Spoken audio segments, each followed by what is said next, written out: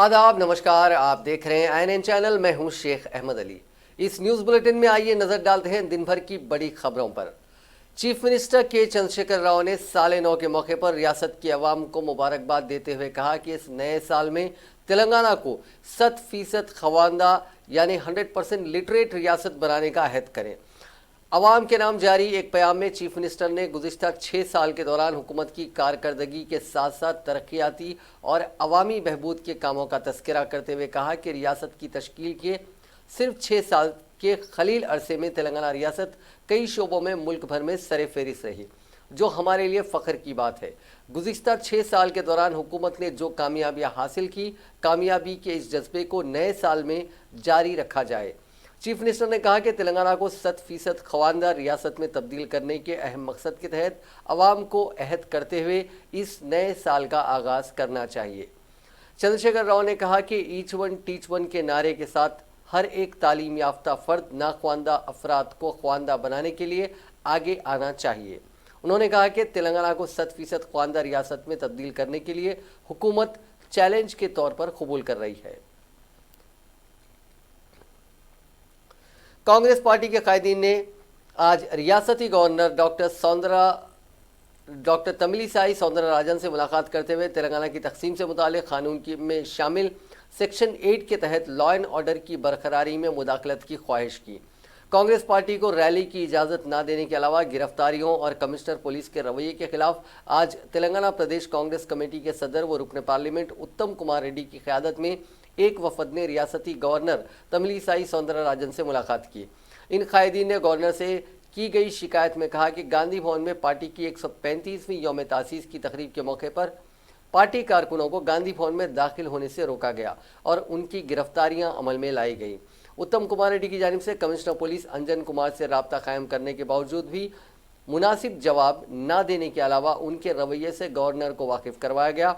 बादशाह उत्तम कुमार रेड्डी ने मीडिया से बात करते हुए कहा कि रियासत में पुलिस की जानिब से आम आदमी को परेशान किया जा रहा है।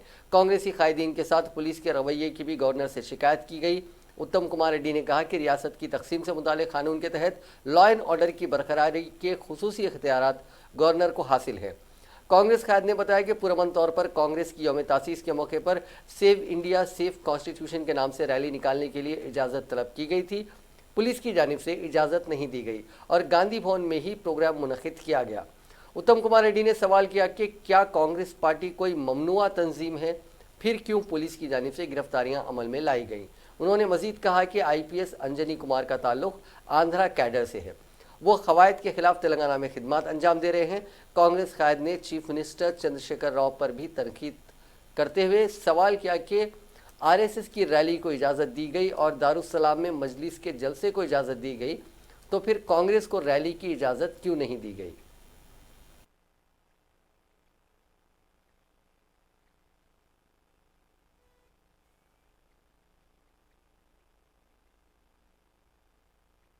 तेलंगाना गवर्नर मैडम तमिलिसाई सौंदरराजन के इनके दृष्टि में हम लाए हैं कि तेलंगाना पुलिस और हैदराबाद पुलिस पूरी डेमोक्रेसी को दबा दे रही है और ख़ासकर कांग्रेस कैडर्स को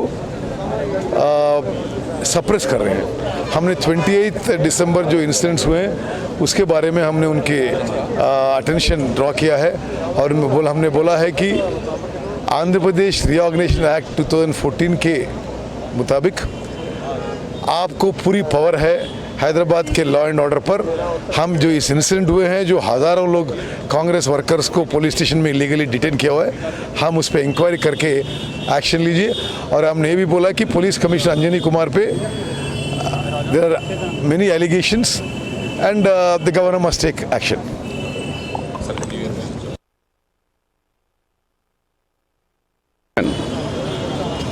गवर्नर साहबा से मिलकर हमने ये कंप्लेंट की है कि यहाँ का कमिश्नर पुलिस अंजनी कुमार, जिस पे कई आरोप है करप्शन के और मिसकंडक्ट के, उसके साथ साथ वो है आंध्रा का कैडर का, वो छोटे से स्टे पे है वो। ये ऑफिसर्स को इसलिए केसीआर आगे बड़े बड़े ओहदों पे बिठा के रखे रहे ताकि चीफ मिनिस्टर साहब की चमचागिरी करे, चीफ मिनिस्टर साहब जो भी बोले वो रूल में रहो ना रहो उसको अमल करे। ऐसे लोगों को वो बनाना चाह रहे हैं। और कल भी जो सुमेश कुमार बनाना चाह रहे हैं वो भी उसी तरीके का है चीफ सेक्रेटरी, कि वो भी आंध्रा कैडर अलॉटमेंट है लेकिन स्टे पे है। स्टे पे रहने से क्या है, ये लोग वेंटिलेटर पे है। अरे भाई कब निकाल देता कि केसीआर, हम केसीआर जो बोले वो सुनेंगे। उन्हीं के बोलने पर कांग्रेस पार्टी देश को आज़ादी दिलाई, खुद का प्रोग्राम 125 135 साल कांग्रेस के ऑफिस में नहीं करने देंगे तो कहाँ करने देंगे। आरएसएस को मार्च करने के दे रहे हैं आप, आरएसएस के लिए बंदोबस्त कर दिए आप, रोड एक साइड ब्लॉक करके एक साइड खुली छोड़ दिए आप। जो उसी तरीके से एमआईएम को पूरा परमिशन दिए हैं रैली के साथ अंदर आने का, जो लेकिन कांग्रेस को खुद की जमात के अंदर ना जो देश को आज़ादी दिलाई, जो तेलंगाना दिलाई, वो जमात को सेकुलर जमात है और जमहूरियत को बचाव का नारे पे जा रहे हैं। और सारे देश में हो रहा है, नहीं कि हम तेलंगाना के लिए नहीं, ये सारे देश का प्रोग्राम था। केसीआर साहब उसको शाबाश बोल के एक्सटेंशन दे, अंजनी कुमार का मकसद ये कि बहुत अच्छा करे तुमने कांग्रेस को रोका, लिहाजा तुम्हें और एक परमिशन ले लो, प्रमोशन। तो गवर्नर ने क्या कहा? गवर्नर से हमने कहा कि आप इंक्वायरी करिए, ये ऑफिसर करप्ट ऑफिसर है और बहुत से एलिगेशन है, हम अगर इंक्वायरी लगाए तो हम साबित करेंगे।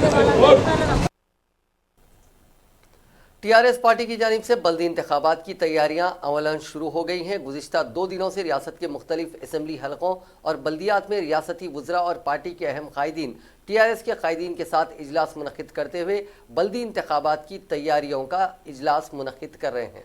आज हैदराबाद के मज़ाफ़ात में वाक़ बल्दियात निज़ामपेट, मीरपेट और जलीलगुड़ा में टीआरएस कारकुनों के अलहदा इजलास मुनक़िद हुए। इसमें वुज़रा श्रीनिवास यादव, सबीता इंदिरा रेड्डी और मुतालिका हलकों के अरकान असम्बली व साबिक़ अरकान कृष्णा रेड्डी, टी कृष्णा रेड्डी, विवेकानंदा, शंभी पौर राजू और दूसरों ने शिरकत की। इस मौके पर श्रीनिवास यादव ने पार्टी कारकुनों से खिताब करते हुए कहा कि आने वाले बल्दी इंतखाबात में टीआरएस की कामयाबी यकीनी है। रियासत के ज़्यादा से ज़्यादा बल्दियात पर टीआरएस का कब्जा होगा। उन्होंने पार्टी कारकुनों को मशवरा दिया कि वो हुकूमत के प्रोग्राम्स और स्कीमात को अवाम तक ले जाते हुए बल्दी इंतखाबात में टीआरएस के हक़ में वोट देने की दरख्वास्त करें। उन्होंने कहा कि रियासत भर में टीआरएस पार्टी इंतहाई ताकतवर है, इसके बावजूद हमें मुतहरिक होने की ज़रूरत है। ज़रा सी गलती हमारी कामयाबी को नुकसान पहुंचा सकती है। कांग्रेस के रुकन असम्बली श्रीधर बाबू ने कहा है कि हुकूमत के पास किसानों की कर्ज माफ़ी पर कोई वाज़ेह पॉलिसी नहीं है। मीडिया से बात करते हुए उन्होंने कहा कि किसानों के खुदकशी की अहम वजह कर्ज है। रैतु बंधु स्कीम सिर्फ इंतखाबी स्कीम है। श्रीधर बाबू ने कहा कि मुख्तलिफ वजूहात बताकर किसानों से काश की खरीदी नहीं की जा रही है। रबी मौसम के लिए कर्ज फराहमी पर गैर यकीनी सूरत हाल से किसान परेशान हैं। हुकूमत के तरीक़ेकार की वजह से बैंकों से कर्ज की रकम नहीं मिल रही है। उन्होंने कहा कि हुकूमत अपने तर्ज अमल में तब्दीली लाए। अब हम साल नौ में कदम रख रहे हैं, इसलिए हुकूमत गलत ऐलानात का प्रोपेगेंडा बंद करे। उन्होंने कहा कि मिड मैनियर को श्रीपदा प्रोजेक्ट से पानी लाया गया। उन्होंने कहा कि कालेश्वरम प्रोजेक्ट से 1 एकड़ अराजी को भी पानी नहीं दिया गया।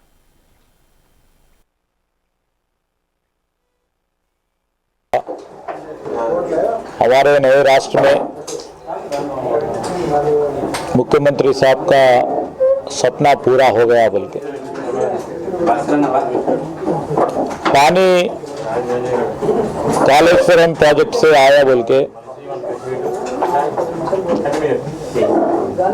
हमारे केसीआर साहब ने बोल रहा है। हम एक ही बात उससे पूछ रहा है। एक तरफ किसान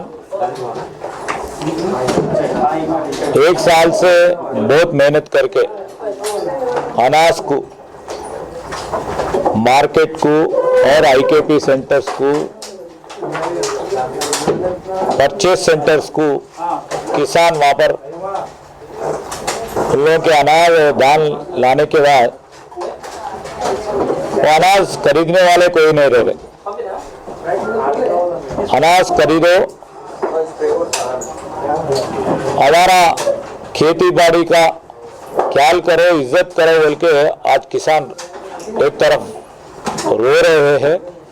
मगर मुख्यमंत्री साहब से ये बोल रहा है हमारे किसान को बहुत कुछ करे बोल के 80,000 करोड़ एक कालेश्वरम प्रोजेक्ट के ऊपर खर्च करे। हम लोग पूछना चाहते हैं ये 80,000 करोड़ खर्च करने के बाद 80,000 करोड़ खर्च करने के बाद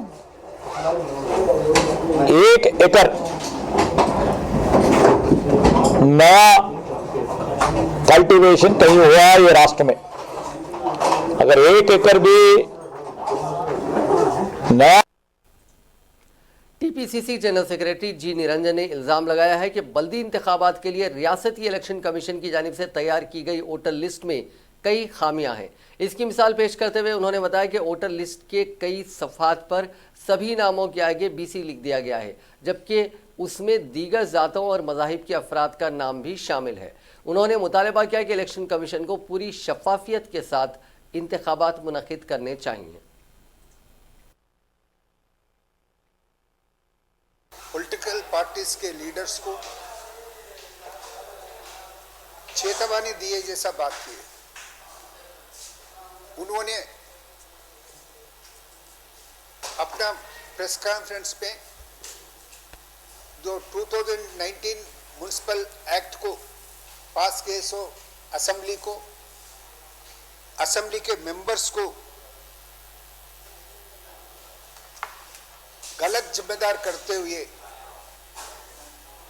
उन्होंने जो अल्फाज इस्तेमाल करे उससे हमारे को बहुत दुख पहुंचा। उन्होंने ये बताया कि मैं एक्ट के तहत काम कर रहा हूं। जो एक्ट को असेंबली में बनाए वो असेंबली में इन पार्टियों के लीडर्स भी है, MLAs भी है। वहां पर उन लोग नहीं कुछ नहीं कर एक्ट पास होने के बाद यहां पर हमारे पास बात करना मुनासिब नहीं है, ऐसी बात उन्होंने बताई। ऐसा एक ऑनरेबल असेंबली मेंबर्स को ताल्लुक से इस ढंग का अल्फाज इस्तेमाल करना, इलेक्शन कमिश्नर के सीट पे बैठे हुए ऐसे बात करना उनके लिए मुनासिब नहीं। उन्होंने बताया सेक्शन 195, 197 के तहत मैं 195 और 197 के तहत मुझे। कांग्रेस की रुकने असेंबली सीतक्का ने कहा है कि केसीआर खुद को धोखा दे रहे हैं। मीडिया से बात करते हुए उन्होंने कहा कि कांग्रेस के तामीर करदा प्रोजेक्ट्स के पानी से अपने आंख धो रहे हैं। केसीआर को कम से कम मनादिर में तो सच बोलना चाहिए था। उन्होंने कहा कि किसान अपनी काश्त फरोख्त नहीं कर पा रहे हैं और उन्हें अपनी फसल फरोख्त करने के लिए एहतजाज करना पड़ रहा है। सीतक्का ने कहा कि नए वज़ाइफ अभी तक जारी नहीं किए गए, किसानों के पुराने कर्ज माफ़ नहीं हुए और नए कर्ज मंजूर नहीं किए जा रहे हैं। उन्होंने कहा कि हुकूमत किसानों को धोखा दे रही है। शहर में तरक्की के नाम पर पब्स और क्लब्स को तरक्की दी जा रही है। శ్రీధర్ బాబు గారికి అందరికీ కూడా నమస్కారాలు। నిన్న కేసీఆర్ గారు మరి నాడు కాంగ్రెస్ కట్టినటువంటి మిడ్మానేర్లో వరదతో వచ్చినటువంటి నీటితో కాళ్ళు కడుక్కొని తన కళ్ళను తుడుచుకొని రైతాంగం యొక్క కన్నీళ్లు తుడిచినట్టుగా మరి భ్రమింపజేసేటువంటి ప్రయత్నం చేసిండ్రు। కనీసం రాజన్న గుడిలోకి వెళ్లే ముందైనా ఆత్మసాక్షిగా వాస్తవాలను जिले वनपर्ती मदनापुरम मंडल के सरला सागर प्रोजेक्ट में दरार पड़ने से निस्फ टीएमसी पानी ज़ाया हो गया। मंगल की सुबह की अवलीन सातों में प्रोजेक्ट में दरार पड़ गया। इतला मिलते ही वजीर ज़राअत निरंजन रेड्डी और मकामी रुकने असम्बली ने प्रोजेक्ट का दौरा किया। वजीर निरंजन रेड्डी ने इस वाक़े पर अफसोस का इजहार करते हुए कहा कि अवलीन सातों में यह वाक़या होने की वजह से जानी नुकसान नहीं हुआ। उन्होंने बड़ी मुश्किल से इस प्रोजेक्ट को सैराब किया था। उन्होंने कहा कि इसकी इत्तला वज़ीर आला को दे दी गई है। काफ़ी अरसे के बाद इस प्रोजेक्ट को सैराब किया गया था। इस प्रोजेक्ट का असली ढांचे को नुकसान नहीं पहुंचा है, सिर्फ मिट्टी के कट्टा ही बह गया है। प्रोजेक्ट को दोबारा तामीर होने तक किसानों को पानी देने के बारे में गौर किया जाएगा। बहुत जल्द इसका हल निकाला जाएगा। तेलंगाना हुकूमत के नए चीफ सेक्रेटरी की हैसियत से सोमेश कुमार को मुकर्रर किया गया है। इस सिलसिले में चीफ मिनिस्टर चंद्रशेखर राव ने अहकामात पर दस्तखत कर दिए हैं। रियासत बिहार से ताल्लुक़ रखने वाले सोमेश कुमार का ताल्लुक 1989 IAS बैच से है। रियासत की तकसीम के बाद उनकी खिदमत आंध्र प्रदेश कैडर के हवाले की गई थी। ताहम सेंट्रल एडमिनिस्ट्रेटिव ट्रिब्यूनल से रुजू होते हुए वो तेलंगाना में बरसर खिदमत रहे। सोमेश कुमार 1 जनवरी 2020 ता 31 दिसंबर 2023 तक चीफ सेक्रेटरी के ओहदे पर फायज रहेंगे। ताहाल बहैसियत चीफ सेक्रेटरी खिदमत अंजाम देने वाले SK जोशी आज वजीफे पर सुबुकदोश हो गए। चीफ मिनिस्टर चंद्रशेखर राव ने उनकी खिदमत सरकारी मुशीर के तौर पर हासिल करने का फैसला किया। उन्हें महकमे आबपाशी के मुशीर की हैसियत से मुकर्रर किया गया है। इस सिलसिले में अहकाम जारी कर दिए गए हैं। दुनिया के कोने कोने से मोतियों और मीनारों के शहर हैदराबाद का दौरा करने वाले हर सयाह की ये दिली ख्वाहिश होती है कि वो तारीखी चार मीनार का मुशाहिदा करे। यौमिया 4000 से ज़्यादा अफराद चार मीनार का मुशाहिदा करते हैं और तातील के दिन यहाँ आने वालों की तादाद 5000 तक पहुँच जाती है। साल 2019 में तारीखी चार मीनार का मुशाहिदा 12,24,515 अफराद ने किया। मुख्तलिफ ममालिक से आने वाले सयाहों की तादाद 9300 है। चार मीनार कंजर्वेशन असिस्टेंट गोपाल राव के मुताबिक तारीखी चार मीनार का मुशाहिदा करने वालों से 3,34,02,875 रुपये की आमदनी हुई है। रियासती हाईकोर्ट ने करीब 40 तंजीमों पर मुश्तमिल जॉइंट एक्शन कमेटी को शहरियत तरमीमी कानून के खिलाफ मिलियन मार्च निकालने की इजाज़त दे दी है। JSC के कायदीन ने बताया कि मिलियन मार्च 4 जनवरी को नेकलेस रोड पर निकाला जाएगा।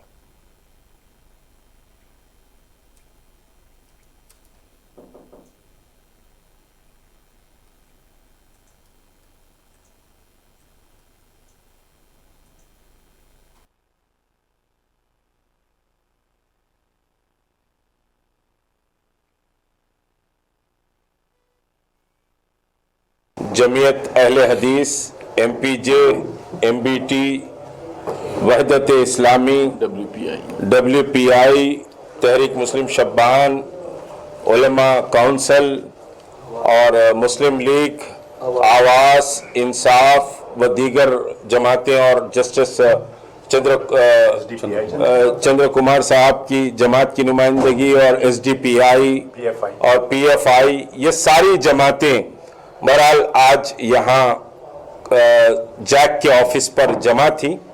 फैसला ये किया गया है कि 4 जनवरी 2 बजे दिन नेकलेस रोड पर इंशाअल्लाह मिलियन मार्च NRC, CAA और NPR के खिलाफ होगा। गुजारिश ये की जाती है तमाम तेलंगाना व आंध्र प्रदेश की आवाम से कि वो अपने बीवी बच्चों के साथ, वालिदैन के साथ, बूढ़े हो के जवान, बच्चे हो के खवातीन, ये सबका मसला है और सबको अपने घरों से निकलकर 4 तारीख को नेकलेस रोड पहुंचना है। ये समझिए कि पहला फैसला है। दूसरी बात यह है कि ये जो 4 तारीख का ऐलान किया जा रहा है बरोज़े हफ्ता, ये ऐलान ना वापस लिया जाएगा, ना समझिए कि इसमें कोई तब्दीली होगी।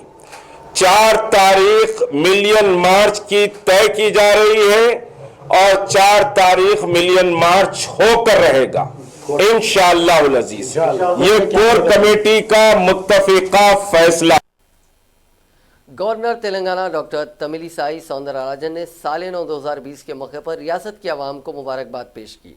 यहाँ जारी करदा एक बयान में गवर्नर ने साल नौ 2020 की मुबारकबाद देते हुए कहा कि ये नया साल रियासत की आवाम के लिए खुशहाली लाएगा। साल नौ की रिवायत के तौर पर गवर्नर 1 जनवरी यानी चारशंबे को 11 ता 12 बजे दिन राजभवन के दरबार हॉल में आवाम और कायदीन से मुबारकबादें कबूल करेंगे। कांग्रेस के सीनियर कायद व रुकन काउंसिल T जीवन रेड्डी ने चीफ मिनिस्टर चंद्रशेखर राव के इस बयान को मज़हका खैज करार दिया कि कालेश्वरम प्रोजेक्ट से 70 ता 80 लाख एकड़ अराजियात को करीमनगर में मीडिया से बात करते हुए जीवन रेड्डी ने कहा कि 70 से 80 लाख एकड़ अराजियात को सैराब करने के लिए 800 टीएमसी पानी की ज़रूरत पड़ेगी। कालेश्वरम प्रोजेक्ट इतनी मिकदार में पानी सरबराह नहीं कर सकता, ये अवाम को गुमराह करने का बयान है। उन्होंने कहा कि फिलवक्त कालेश्वरम प्रोजेक्ट में जो पानी है उससे सिर्फ 18 लाख एकड़ अराजियात को सैराब किया जा सकता है। उन्होंने चीफ मिनिस्टर चंद्रशेखर राव के तरक्की से मुतालिक दावों को मुस्तरद करते हुए कहा कि 2,40,000 करोड़ हासिल किए गए लेकिन कोई तरक्की नहीं की गई। उन्होंने कहा कि गुज़िश्ता रोज़ चीफ मिनिस्टर के दौरे के दौरान ही करीमनगर में मिड मैनियर डैम के मुतासरीन पर लाठीचार्ज के वाक़या पेश आया, जिसकी उन्होंने मजम्मत की। तेलंगाना बीजेपी के लीडर एनवीएस प्रभाकर ने शहरियत तरमीमी बिल और एनपीआर पर झूठा प्रोपेगेंडा फैलाने का इल्ज़ाम लगाते हुए असदुद्दीन अवैसी को ये इंतबाह दिया कि अवाम उनको सबक सिखाएंगे। मीडिया से बात करते हुए उन्होंने सवाल किया कि मजलिस हिंदुस्तान के मुसलमानों के लिए है या फिर पाकिस्तान और बांग्लादेश के मुसलमानों के लिए काम कर रही है। उन्होंने कहा कि सबसे ज़्यादा मुस्लिम आबादी वाला पार्लियामेंट हल्का हैदराबाद है और सबसे ज़्यादा इलिटरेसी यानी नाख्वानदगी भी हैदराबाद में ही है। गुज़िश्ता 30 साल से अवाम अवैसी ख़ानदान को वोट डाल रहे हैं, लेकिन उन्होंने हैदराबाद की तरक्की के लिए कुछ भी नहीं किया। उन्होंने कहा कि दस्तूर की मुखालिफत करने वाले असदुद्दीन अवैसी को मुल्क छोड़कर जाने की नौबत आएगी।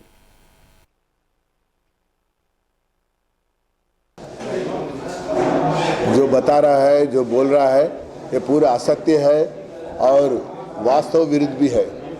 ऑलरेडी पार्लियामेंट में जब उनका भाषण हुआ था, भारत की गृह मंत्री पूरी तरह में किधर भी मुस्लिम के खिलाफ में, इंडियन मुस्लिम के खिलाफ में एक बात भी नहीं, एक अक्षर भी नहीं बोल के बताया।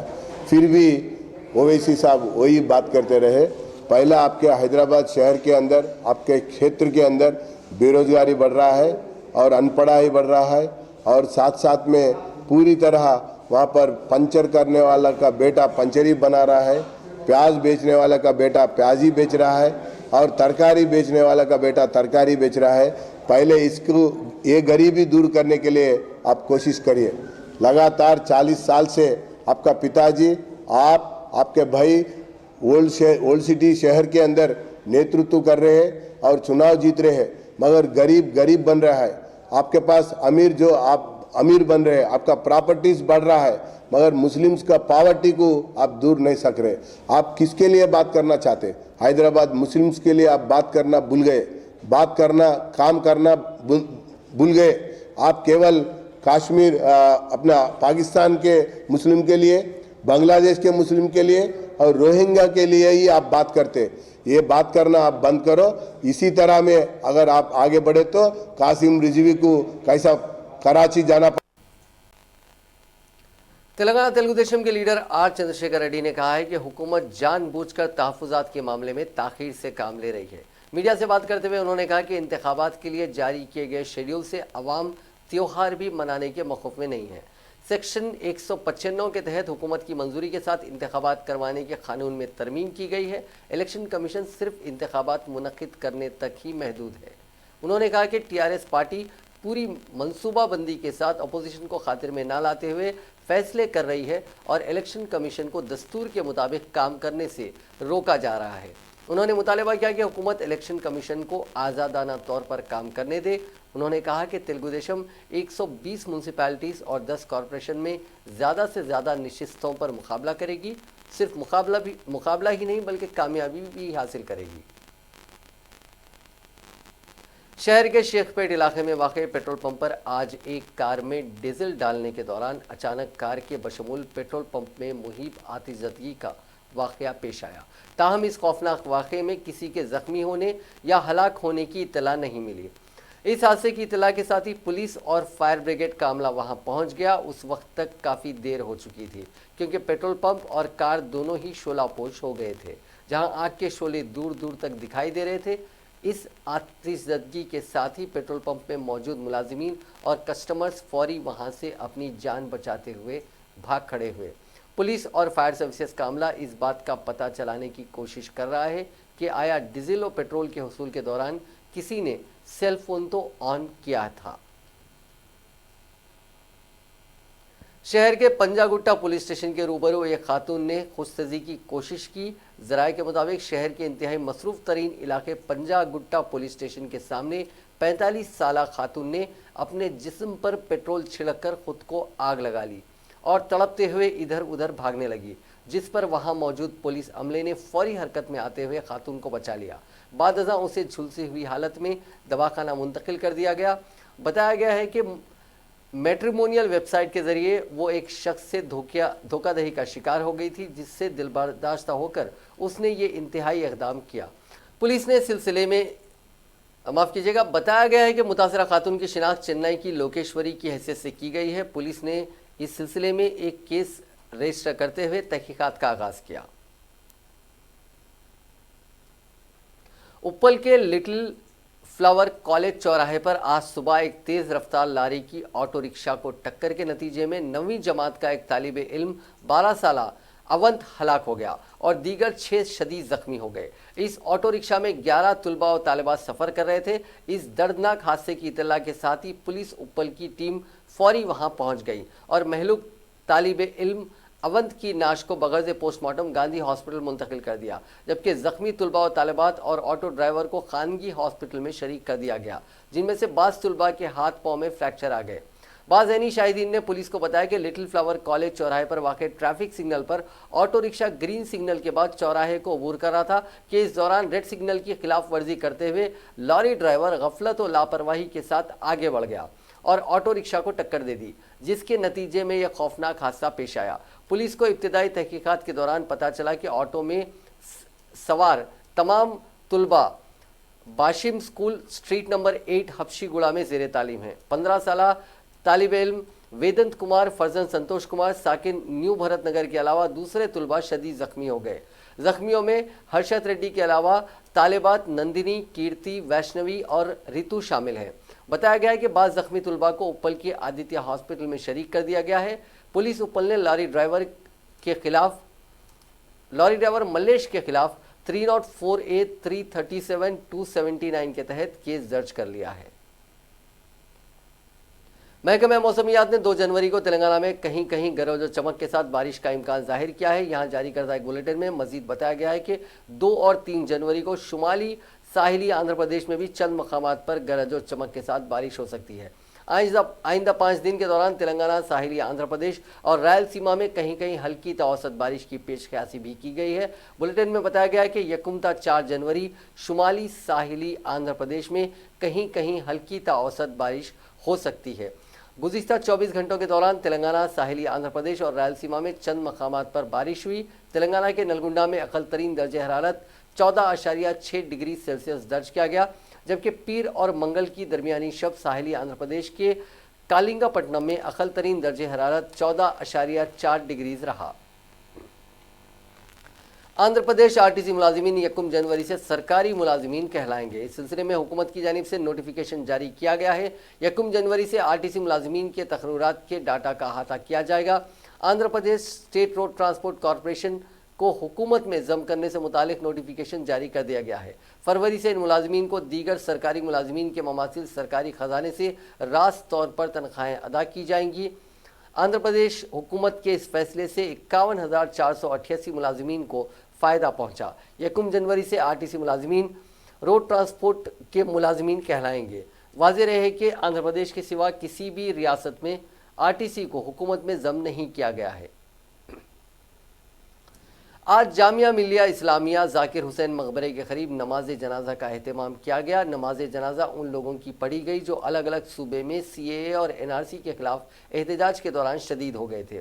इसमें ओखला बाटला हाउस और जामिया मिलिया इस्लामिया तुलबा और जामिया मिलिया इस्लामिया के मुस्लिम ऑर्गेनाइजेशन के तमाम लोग और आसपास के दीगर हजरात शामिल थे।